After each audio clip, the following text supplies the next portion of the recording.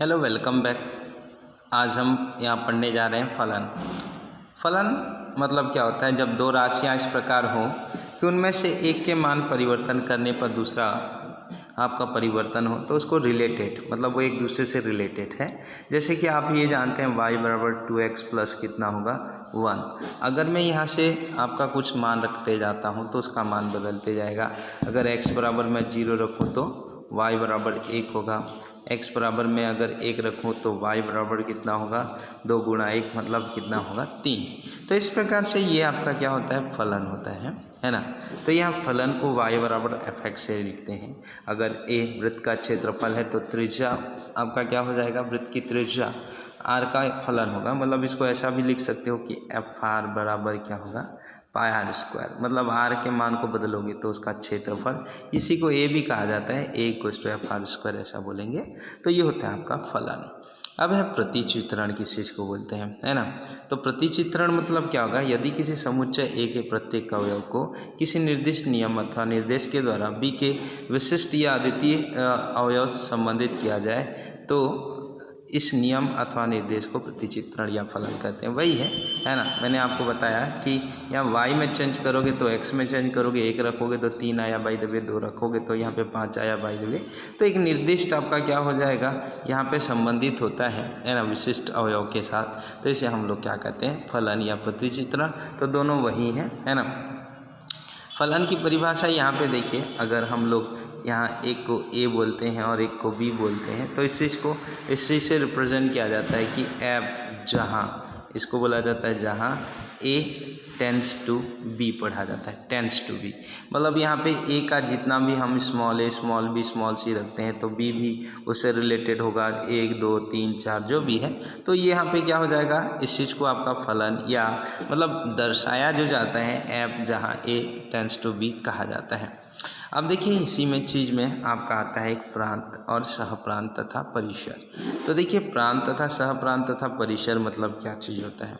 जैसे कि यहाँ पे आप लोग ये जानते हैं, है ना, कि अगर y बराबर कितना है 2x है, ठीक है।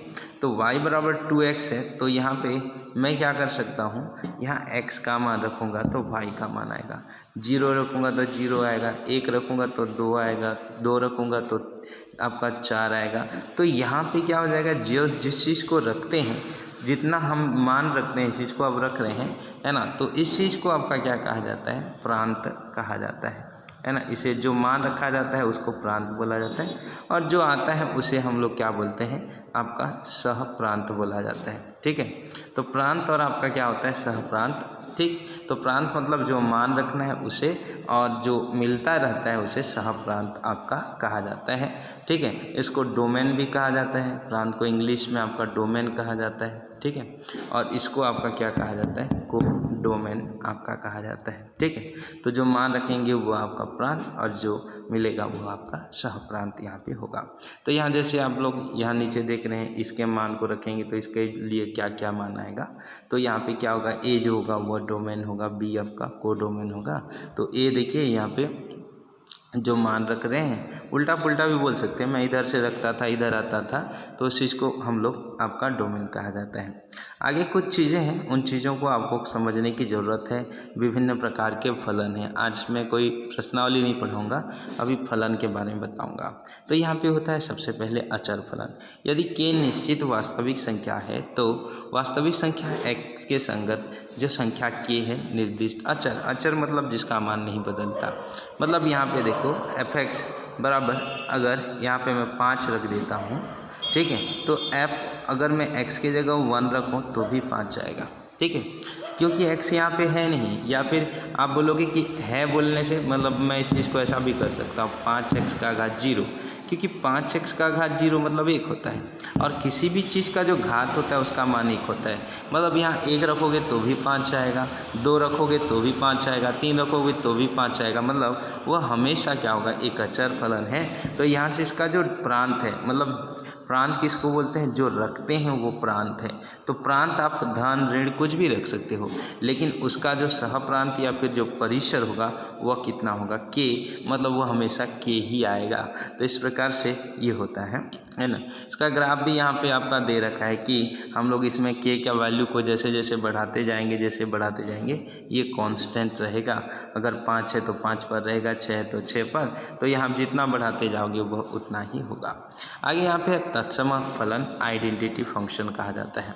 तो तत्समक फलन जैसे आप लोग यहाँ पे y = mx प्लस ये रेखा का समीकरण होता है, अगर उसकी जो प्रवणता m कहा जाता है, m को प्रवणता मतलब tan थीटा होता है। अगर मान लेते हैं धनात्मक अक्ष के साथ जो कोण बनाता है उस कोण को हम लोग क्या कहते हैं? m = tan थीटा प्रवणता कहा जाता है। आप लोग 10th में पढ़ते हैं।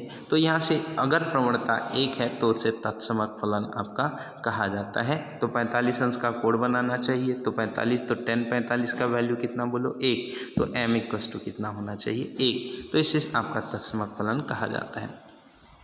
अब नाम से स्पष्ट है बहुपद फलन, जिसमें बहुत सारे पद होंगे, है ना। वह फलन प्रत्येक वास्तविक संख्या के संगत, देखिए यहाँ पे बहुत अलग अलग पद हैं, तो इस पद को हम लोग क्या कहते हैं? बहुपद। तो यहाँ पे जैसे वर्ग समीकरण है, घात 4 का समीकरण है, तो एक से अधिक पद होंगे तो उसे बहुपद आपका कहा जाता है। अगला आपका परिमेय फलन, आप नाम से स्पष्ट है, जिसमें अंश एक हो और हर हो, तो इस प्रकार से उसे हम लोग क्या कहते हैं? परिमेय फलन। लेकिन ध्यान रखना है कि उसका जो आपका q है वो नॉट इक्वल टू क्या होना चाहिए? 0, है ना। तो q उसका 0 नहीं होना चाहिए, है ना। तो यहाँ पे देखिए ये q नॉट इक्वल टू 0 परिमेय फलन आपका कहलाता है। आगे यहाँ पे होता है मापांक फलन। मापांक मतलब जानते हैं कि 5 का मापांक भी क्या होता है? धन होता है, और ऋण 5 का मापांक भी क्या होता है? धन होता है। तो इसको आपका मॉड ऑफ x से रिप्रेजेंट किया जाता है कि जब भी एक मापांक फलन होता है मॉड ऑफ x से रिप्रेजेंट करते हैं। तो ये आपका धन भी होता है, कब होगा? जब 0 से बड़ा हो तो धन, और 0 से छोटा हो तो क्या होगा? ऋण।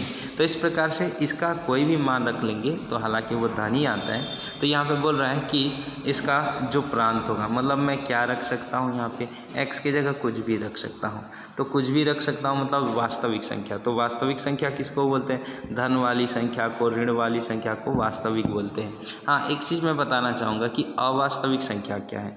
तो यहाँ पे अवास्तविक संख्या क्या है ना। तो इस बात को समझना जरूरी है।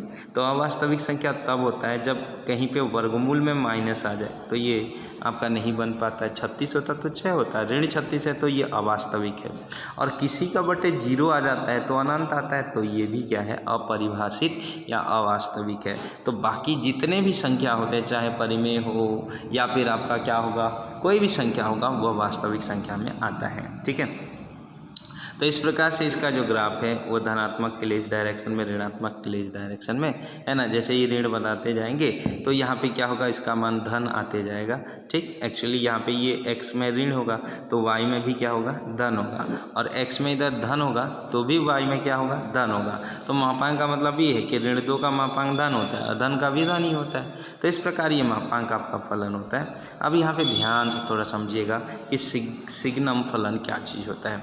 देखिए, सिग्नम फलन एक मापांक फलन है, पर उस मापांक फलन बटे आपका x ऐसा किया जाता है। ठीक है। तो यहाँ पे देखिए कि अगर यहाँ पे सिग्नम फलन f(x) = mod of x by x not equal to 0 होगा तो वैसे, और x की जगह 0 कर दोगे। अगर 0 कर दोगे तो 0/0 बराबर यहाँ पे 0 माना जाता है, पर तो हम ये जानते नहीं हैं। तो ये एक फलन दिया होता है, इस फलन को क्या कहा जाता है? अगर यहाँ x का वैल्यू 0 ना रखो तो mod of x/x, कोई भी देखो 5 रख देते हैं, तो 5 रख देते हैं तो कितना होगा? 5/5 मतलब कितना? 1, है ना। और 5/5 रख देते हैं, ऋण 5/5 बराबर ऋण कितना? 1। तो इस स्थिति में क्या हो जाएगा? दोनों 0 है, तब की स्थिति में 0। तो ऐसी स्थिति जहाँ आता है वहाँ सिग्नम फलन आपका कहा जाता है। तो यहाँ पे इसी स्थिति में देखो, एक धन रखोगे तो धन वाला रखोगे तो 5/5 मतलब धन 1 आएगा। ऋण वाला रखोगे तो ऊपर का तो धन आएगा, नीचे का ऋण आएगा, क्योंकि ऊपर में मॉड है। तो यहाँ पे धन कितना हो जाए, ऋण कितना हो जाएगा? 1 आएगा। तो इसका मान 3 आता है, 1 आ सकता है, है, ऋण 1 आ सकता है और कितना 0। तो ऐसे फलन को सिग्नम फलन आपका कहा जाता है। उसके बाद एक दूसरा महत्वपूर्ण चीज़ होता है महत्तम पूर्णांक फलन। ध्यान दीजिए, महत्तम पूर्णांक फलन एक ऐसा फलन है जिसको ऐसा रिप्रेजेंट किया जाता है इस प्रकार, जैसे यहाँ पे रखा हुआ है ना। तो इसमें क्या होता है कि कोई भी जो वैल्यू होता है अगर दशमलव में रहता है तो उससे वह क्या होता है, छोटा होता है। अगर मैं यहाँ पे क्या लिखता हूँ कि महत्तम पूर्णांक फलन को ऐसा, ये 2 दशमलव क्या लिखता हूँ 5, तो महत्तम पूर्णांक फलन ऐसा फलन होता है कि वो 2.5 को क्या लेगा, 2, मतलब छोटे मान को लेगा, है ना। अगर मान लेते हैं कि मैं ऐसा यहाँ पे लिखता हूँ कि 0.5 और 2 लिखता हूँ, तो यहाँ पे 0 है, मतलब आपका क्या होगा, उससे छोटा, 5 2 को छोड़ दो, 0 आएगा। जैसे यहाँ पे ये चीज़ मैं आपको फिर से बताना चाहूँगा, नेगेटिव में होगा तो क्या होगा, जैसे ऋण 2 दशमलव कितना होगा 3, तो ऋण 2 का 3 क्या होता है, ध्यान दीजिएगा। यहाँ आप ऐसा लगता होगा कि ऋण 2 होगा, पर यहाँ पे ऐसा होता नहीं है, ऋण 2 नहीं होता है, क्योंकि ऋण 2 से जो छोटा होता है वह ऋण कितना होता है, 3 होता है। तो ऋण 3 इसका जो एक वैल्यू आएगा वह ऋण कितना होगा, 3।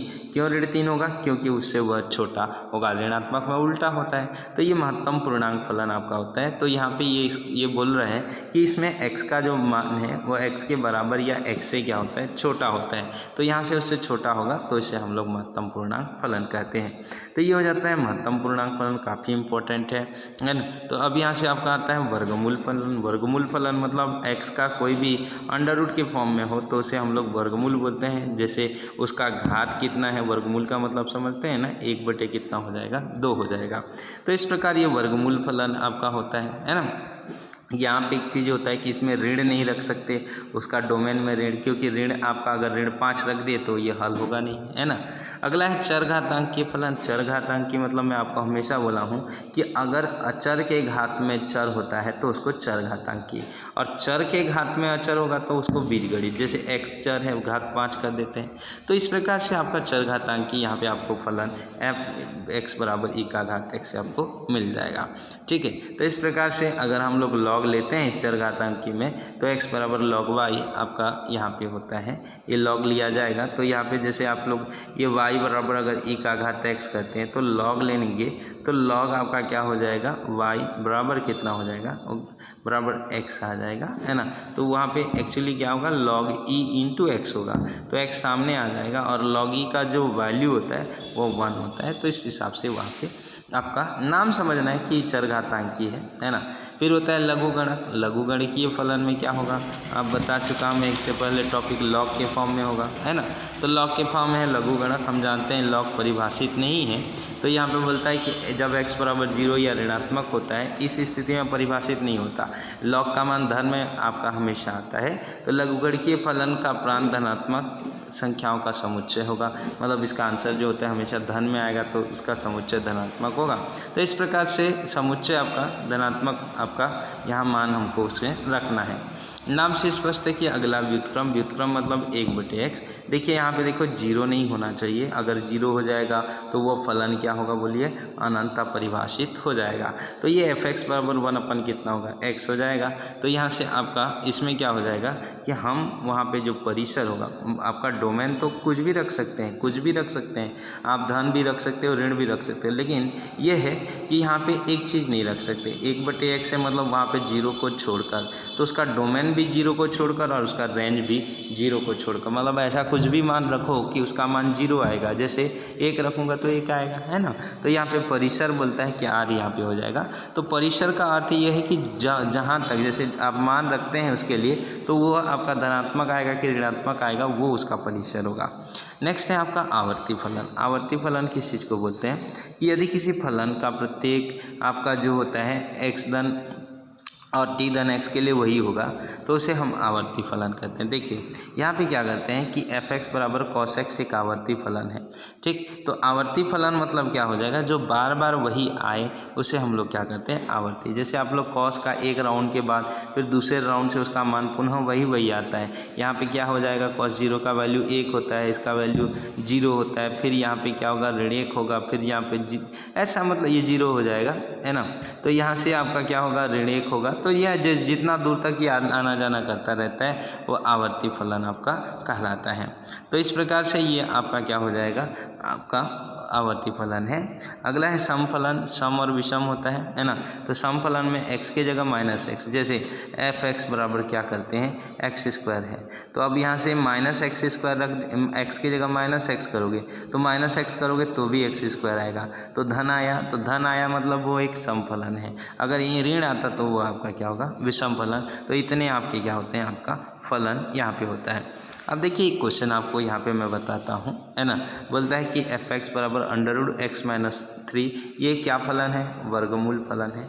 तो यहाँ पे परिभाषित है, तो प्रांत उसका ज्ञात कीजिए, मतलब उसका आर आपको डोमेन आपको क्या करना है ज्ञात करना है। तो डोमेन ज्ञात करना है मतलब क्या मान रख सकते हैं। तो देखिए एक काम कर सकते हैं हम लोग, यहाँ ऐसा चीज़ नहीं रख सकते जहाँ रखने के बाद वह अंदर में ऋण वर्गमूल के फॉर्म में आए। जैसे यहाँ पे 4 रख देते, तो 4 रख देते तो 4 ऋण 3 मतलब क्या होगा आपका ऋण 1 होगा, जो कि एक अवास्तविक संख्या है। तो वास्तविक संख्या होना चाहिए, है ना। तो इसलिए आपका क्या किया जाता है, इसको ग्रेटर देन, मतलब यहाँ वर्गमूल का मान 0 से क्या होना चाहिए बड़ा होना चाहिए, है ना। तो x इज -3 उधर जाएगा तो प्लस होगा, तो यहाँ से क्या होगा कि x का जो वैल्यू होगा वह 3 हो सकता है और 3 से बड़ा हो सकता है, यही उसका प्रांत है। देखिए 3 रखोगे तो 3 ऋण 3 मतलब √0 सही है, उसका मान 0 होगा। 4 रखोगे तो 4 ऋण 3 मतलब 1 का कितना होगा 1 होगा। तो यहाँ पे अगर आप ऋण 3 से छोटा कर देते हो और ऐसा हो जाता है कि वो ऋण 5 हो जाता है, तब की स्थिति में परिभाषित नहीं होगा, ठीक है। तो इस प्रकार से ये आपके क्या होते हैं क्वेश्चंस आपका यहाँ पे होता है, ठीक है।